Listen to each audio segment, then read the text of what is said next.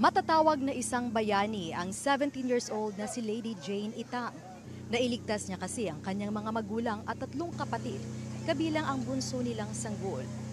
Nakalabas na sana siya ng kanilang bahay noong lumindol, pero bumalik para tulungan ang mga kaanak. Naghihinagpis man dahil sa pagkawala ng anak. Labis daw na nagpapasalamat ang mga magulang sa ginawa ni Lady Jane.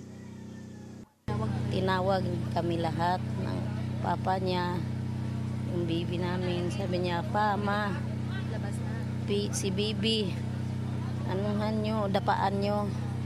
Tapos dinapaan din kami lahat.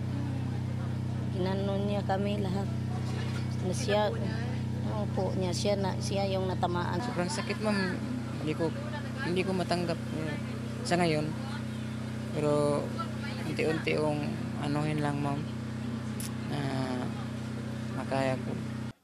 Hindi naman matanggap ni Mark ang nangyari sa kanyang 2 anak na lalaki, edad 10 at 5 taon. Ang mga biktima ay pawang nakatira sa paanan ng bundok sa karatig na sityo. Nadaganan ang kanilang mga bahay ng malalaking bato na gumulong galing sa bundok.